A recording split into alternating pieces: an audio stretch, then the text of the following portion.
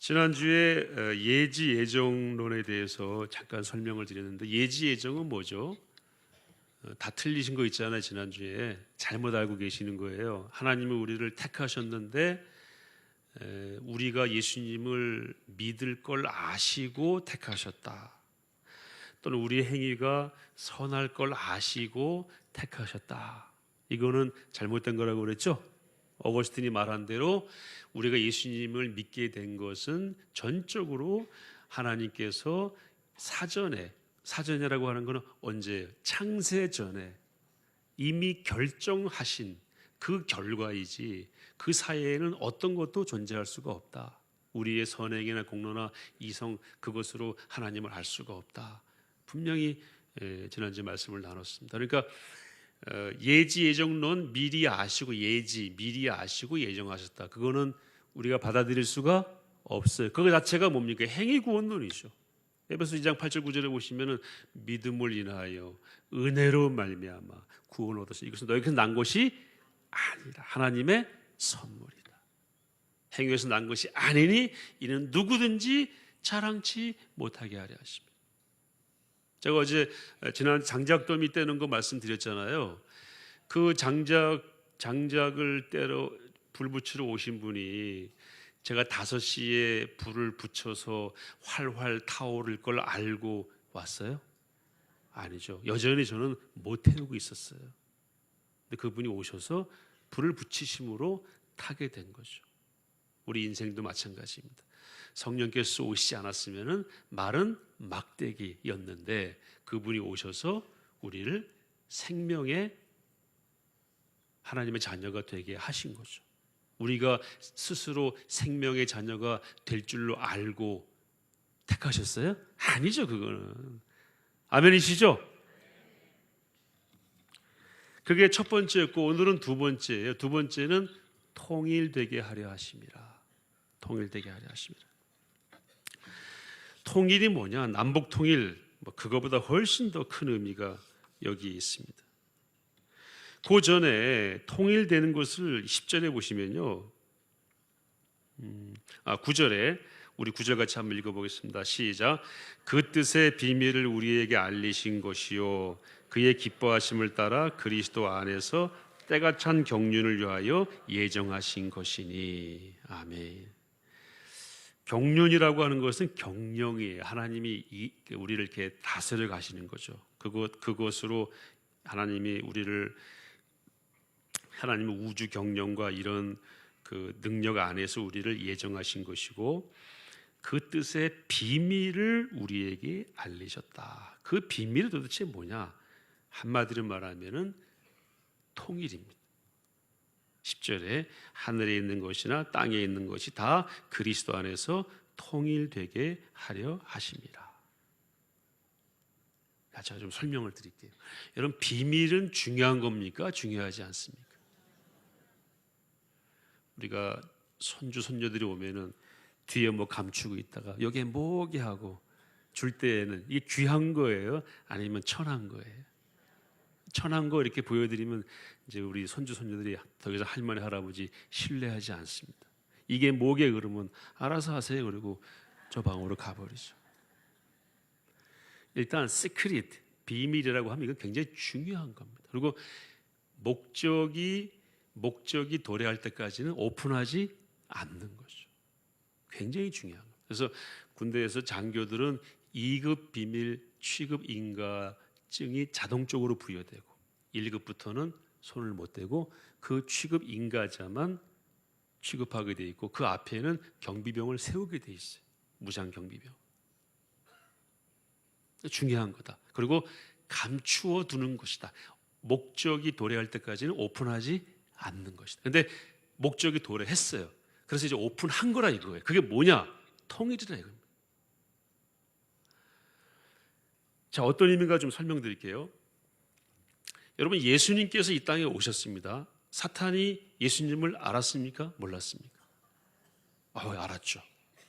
하나님이 한 분이신 줄 아느냐? 네가 잘 알았도다. 귀신들도 믿고 떤다 그랬어. 사람들은 어리버리 하는데 귀신 들리는 사람들 예수님 정확하게 알아보고 나를 떠나라고 막 그랬잖아요. 다 기억나시죠? 성경 여기저기 엄청 많이 있습니다. 예수님이 딱 오시니까 헤롯을 통해서 남자들을 다 죽이라고 한 거예요. 남자아이들. 남자들은 고생 많았어요. 태어날 때부터.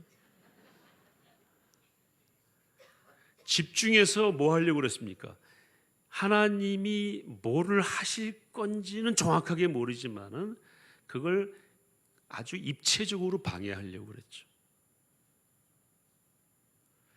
그래서 예수님이 뭐 사역하러 나가시면은 계속 방해하는 거예요. 근데요, 고린도전서 2장 6절 8절 한번 같이 보시겠습니다.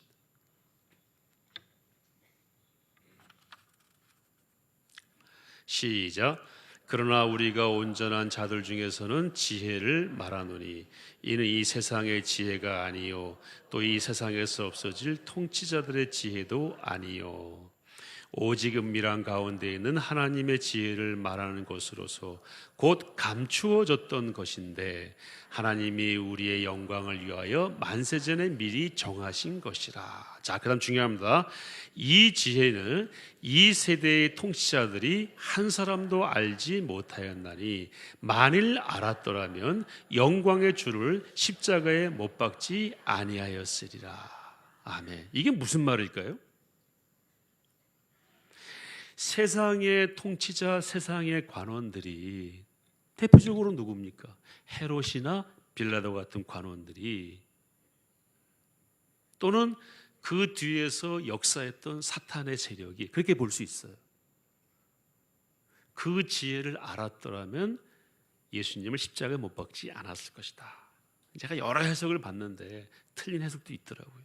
근데 이렇게 해석할 수 있어요. 저게 무슨 의미냐면요, 세상의 관원, 세상의 통치자로 이렇게 범주를 정할 수 있는 사탄의 세력, 그렇죠? 하나님의 영적인 세력이 아니고 사탄의 세력이 예수님이 이 땅에 오셨는데 구원하러 오신 것은 알겠고 그분이 이렇게 말씀하셨으니까 요거를 뭐 하고 싶은 거예요? 이 사람들은, 이 세력들은, 예?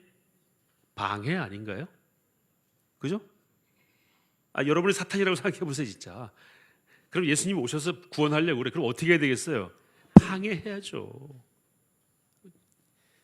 사탄이라고 한 건 제가 그냥 더 분명하게 기억에 남으시라고 드린 말씀이고, 그렇지 않겠어요? 그래서 빌라도 같은 경우도 빌라도의 부인이 저 사람 죽이지 말라 그랬잖아요. 다 기억나시죠? 내가 밤새 저 사람 때문에 괴로웠다고. 그런데도 빌라도는 끝끝내 죽이는 거예요. 헤롯과 빌라도와 대제사장이 평소에는 원수였지만 그날에는 뭐가 되었다 그랬어요? 친구가 되어서 예수님을 죽이는 일에 힘을 모아요. 사탄이 그 뒤에서 강력하게 역사하는 거죠. 그러니까 하나님의 아들 예수님이 이 땅에 오셨다. 사람들은 그 예수님을 인간으로 보는 사람도 있었지만은 사탄은 정확하게 누구로 알아봤어요? 하나님의 아들로 알아봤어요. 근데 뭔가 할 것 같아. 그러니까 뭐 해야 돼요? 죽여야 돼. 그게 이 사람들의 한계라는 거예요. 그런데 하나님의 지혜는 뭡니까? 예수님이 죽어야 구원의 역사가 완성되는 거예요. 그걸 사탄이 알았더라면 죽였겠어요? 안 죽였겠어요? 안 죽였을 것이다, 그 말이에요. 그게 비밀이라는 거예요. 하나님이 드러내 보이지 않으셨던 비밀이다. 물론 구약에 많은 예언들이 있었지만은 그 예언이 실제로 성취가 되고 나서야 그 구약의 예언들이 드러나게 된 것이지, 그게 무슨 말인지 몰랐어요. 지금도 유대인들은 그게 무슨 말인지 모르거나 인정하지 않고 있잖아요. 다시 한번 정리합니다. 예수님이 이 땅에 오셨습니다. 우리를 구원하러 오셨어요. 뭔가 할 것 같은 것까지는 사탄이 알았지만 어떻게 할 줄은 몰랐다. 그건 누구의 감추어진 지혜였다? 하나님이 감추어진 지혜였는데 그 지혜를 알았다면 예수님을 죽이지 않고 살려뒀겠죠. 근데 묘한 거예요. 사탄은 하나님을 대적하기 위해서 막 무슨 일을 하는데 하나님의 탁월한 지혜는, 하나님의 감추어진 비밀 같은 지혜는 그 사탄의 방해를 통해서 하나님의 뜻이 이루어지는 그런 상태라는 것을 말씀하고 있습니다.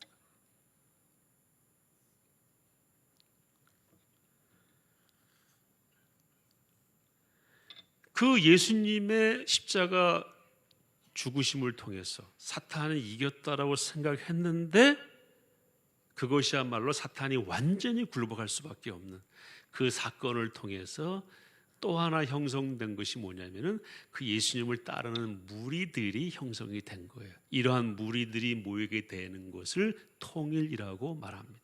통일은 뭡니까? 하나 되는 거죠. 정확한 의미가 이렇게 되어 있어요. 한 머리 아래 다시 모으다. 뭐 아래 모으는 겁니까? 한 머리 아래 다시 모으다. 재편성하다. 질서와 조화가 회복되다. 이런 뜻이라고 합니다. 통일된다는 뜻이. 그러니까 머리가 한 분인 그 밑에 모인 사람들의 연합체를 뭐라고 그럽니까? 통일이라고 그래요. 이것이 왜 또 비밀이냐면 이제껏 유대인들 가운데에는 이런 공동체가 존재할 수가 없었어요. 유대인만이 단지 혈통적으로 태생적으로 하나일 뿐이고 나머지는 다 뭡니까? 지옥의 땔감으로 봤죠. 하나님과 관계 없는 사람으로 본 거예요. 그래서 그 내용이 3장 6절에 나와요. 에베소 3장 6절에 이방인들이 복음으로 말미암아 그리스도 예수 안에서 함께 상속자가 되고 함께 지체가 되고 함께 약속에 참여하는 자가 됨이라. 그 전에는 하나님의 약속에 참여하는 자는 오직 누구뿐이었습니까? 유대인뿐이었죠. 그런데 한 머리 아래 재편되고 새로 구성된 공동체는 이제는 다 그 약속에 참여하는 자가 되는 것이다. 그들이 다 이제는 하나다. 그래서 뭐라고 그랬습니까? 통일이다. 이렇게 말씀하고 있는 거예요. 창조 전에 흑암이 있었다고 그랬죠. 혼돈, 카오스라고 그러잖아요. 그것이 있었는데 하나님이 빛과 어둠으로 나누시고 말씀으로 창조하심으로 질서를 세우셨어요. 이게 통일입니다. 그런데 범죄함으로 말미암아 어떻게 됐습니까? 이게 와해돼 버렸죠. 다시 혼돈 가운데 빠졌어요. 예수님이 오셔서 다시 그 혼돈을 질서로 만드신 것이 바로 구원의 역사를 통해서 형성된 그리스도인의 공동체인 것입니다. 성경은 새 사람, 새 창조, 새 이스라엘 이렇게 표현하고 있어요. 한번 말씀 읽어보겠습니다. 2장 13절 시작. 전에는 멀리 있던 너희가 그리스도 예수 안에서 그리스도의 피로 가까워졌느니라. 2장 13절 한번 다시 띄워주실래요? 우리 안 됐으면 여기 성경 한번 찾아보시죠. 이제는 전에 멀리 있던 너희가 그리스도 예수 안에서 그리스도의 피로 가까워졌느니라. 이게 뭡니까? 통일이죠. 그리스도를 중심으로 전에는 멀리 있었는데 이제는 가까워졌다. 그 다음에 2장 20절 말씀 시작. 너희는 사도들과 선지자들의 터 위에 세우심을 입은 자라. 그리스도 예수께서 친히 모퉁이 돌이 되셨느니라. 사도와 선지자들의 터 위에 세워졌는데 누가 모퉁이 돌이 되셨어요? 예수님이 이 가운데 계시고 그 돌을 중심으로 좌우로 벽이 서게 되잖아요. 가운데 있는 돌이 무슨 돌이에요? 코너스톤, 모퉁이 돌이라고 하죠. 예수님이 그게 되셔가지고 유대인이든 이방인이든 그리스도 안에서 한 집이 된 거예요. 한 육체가 된 거예요. 한 몸이 된 거예요. 한 몸, 새 이스라엘. 이것이 새로운 질서, 새로운 머리 밑에 하나가 되다. 다른 말로 뭐라 해서 두 글자로? 통일. 굉장히 중요한 거라는 거예요. 이스라엘 사람들의 머릿속에는 이방인과 유대인이 하나가 되는 개념은 있었습니까? 없었습니까? 없었어요. 있을 수가 없어요. 제가 여러 번 예를 들어서 말씀드렸죠. 지금도 유대인들은 우리 한국인이 가면은 속으로는 개, 돼지 취급합니다. 단적인 예로 이스라엘의 그 코셔 정결 예법이 적용되는 음식을 만드는 식당에 고추장 갖다 먹으면은 그릇을 깨버립니다. 이건 음식이 아니에요. 우리가 먹는 음식 받아주지 않습니다. 그리고 돈 벌기 때문에 와서 앉지만 속으로는 개, 돼지 취급합니다. 제가 실제로 이스라엘에 택시를 타고 가는데 합승을 안 하려고 그래. 이렇게 보고 누가 타고 있는 거예요? 사람이 아니고 누가 타고 있는 거예요? 개, 돼지가 타고 있는 거예요. 그래서 제 그 매제가 히브리 대학에서 유학을 했는데요. 테러를 당하면은 한국인이 당하면 한국인만 당하는 거예요. 왜냐하면 한국인만 모여서 밥을 먹으니까. 섞여 먹질 않아요. 그 히브리 대학의 점심시간 되면은 그 한국인만 모여서 밥 먹는 데에다가 모르고 이 테러리스트가 도시락 폭탄을 놓고 간 거예요. 그게 터졌어요. 그래서 많이 죽기도 하고 제가 부상당한 분도 가서 만나봤는데 정말 기가 막히더라고요. 도시락 안에 못 있잖아요. 나사목 같은 거 잔뜩 집어넣고 폭탄 넣어놓고 공중전화로 전화하면 이게 터지는 장치를 만들어 놓은 거예요. 그래서 그 터지면서 이게 못이 날아가서 사람을 죽이는 겁니다. 이게 사제 폭탄이죠. 근데 그걸 맞은 사람을 제가 만나봤어요. 우리 교회 권사님의 사위이기도 해요. 예. 자기들끼리 모여 먹는데 어떻게 거기다 놓고 갔다는 거예요. 원래 그 사람의 타겟은 유대인인데. 근데 왜 당신들만 다쳤냐고 그랬더니 우리끼리 밥 먹는다고.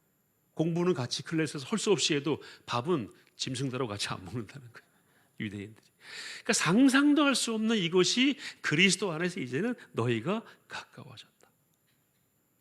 이게 다른 말로 통일이고 다른 말로 하면 교회라는 것입니다. 그래서 교회는 하나님께서 감추어 두었다가 비밀 가운데 드러내 보여주신 새로운 공동체입니다. 상상도 못했던 공동체입니다. 그래서 교회는 나중에 뒤에 나옵니다만은 예수님 그리스도는 교회의 머리이시라고 그랬죠. 우리는 그의 몸이라고 그랬어요. 그래서 그분의 몸이기 때문에 교회는 완전한 공동체고 완전한 하나됨을 이루어야 온전한 교회라고 성경은 말씀하고 있습니다. 교회는 다른 모습이 있을 수가 없어요. 세계에 있는 모든 교회는 예수님을 머리로 하기 때문에 다른 모습이 있으면 그건 교회가 될 수가 없습니다. 그리고 여기서 말하는 통일은 한국인, 그 다음에 미국인, 유대인 중에서 그리스도인이 그리스도 안에 있으면 다 하나라는 의미에서의 통일이고요. 두 번째는 지상에 있는 그런 교회 구성원의 우리 그리스도인과 이미 천국에 올라가 계시는 신앙의 선배들이 또 통일이라는 의미이고요. 지상에 있는 하나님의 나라의 모형인 교회와 천국에 있는 하나님의 나라 그 자체가 통일이라는 이런 의미가 있습니다. 그래서 이 세 개가 다 연결되어 있기 때문에 교회는 정체성이 가장 분명한 공동체입니다. 제가 좀 더 자세히 말씀드릴게요.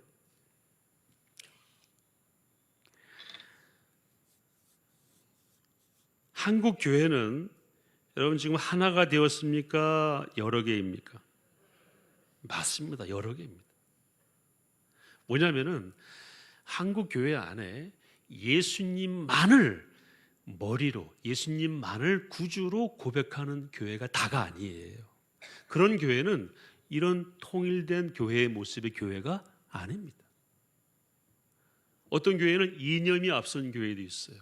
어떤 교회는요, 이 예배라고 하는 형식 가운데에 우상 섬기는 모습이 그대로 들어와 있는 그런 곳도 있습니다. 이름은 교회라고 하지만 그거는 그리스도 안에서 통일된 그리스도를 머리로 재편성된 그런 공동체가 될 수가 없는 것이죠. 자기가 머리고 이념이 머리고 언론이 좋아하는 것을 따라가는 건 언론 교회입니다. 그래서 진정한 교회는 우리끼리 하나가 돼 있고 천국과도 하나가 돼 있는 교회인데 지상에 있는 교회가 다 그런 것은 아니다. 그 우리가 인정해야 됩니다.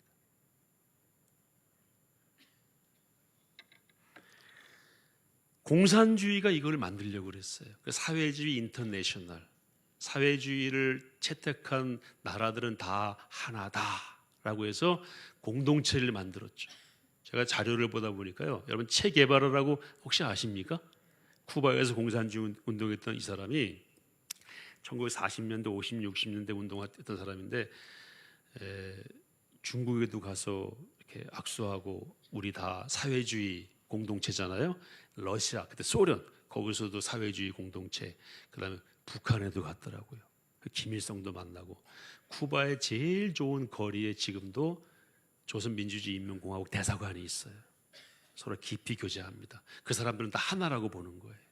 근데 그런 인위적인 하나가 진정한 하나냐? 그건 아니죠. 우리가 말하는 통일은 무엇입니까? 그리스도 안에서 완전한 하나죠. 이것이 그리고 여러분 천주교와 기독교가 우리 교회가 하나가 될 수 있나요? 안 됩니다. 그건 천부당 만부당. 왜요? 뭐가 달라요? 누가 교회의 머리인가, 누가 우리의 구원자인가, 성경은 무엇인가에 대해서 우리하고는 너무 달라요. 그거는 여기서 말하는 통일된 공동체가 될 수가 없습니다. 그래서 칼빈이 말하기를 일치를 해야 되지만, 교회가 하나가 돼야 되지만 그보다 중요한 건 순결이다, 그렇게 말했어요. 순결할 때에만 뭐가 될 수 있어요? 하나가 될 수 있어요. 이렇게 말하면 잘 안 와닿는 분들이 계시는데, 아무하고나 하나 되면 되겠어요? 이래도 안 와닿는 분들이 계시는데 201호 아줌마하고 202호 아저씨하고도 이렇게 하나가 되고 그럼 되겠어요? 안 되죠. 그 누가 보고 우리 저 사람은 누구하고나 하나가 되고 참 굉장히 열린 사람이야. 그건 말이 됩니까? 안 됩니까? 안 되죠. 뭐 할 때 하나됨이 의미가 있어요? 순결할 때. 예수님만을 머리로 모시고 있을 때에 그렇게 고백하는 사람들이 모인 하나된 공동체가 진정한 통일된 공동체이다. 그게 진짜 교회다.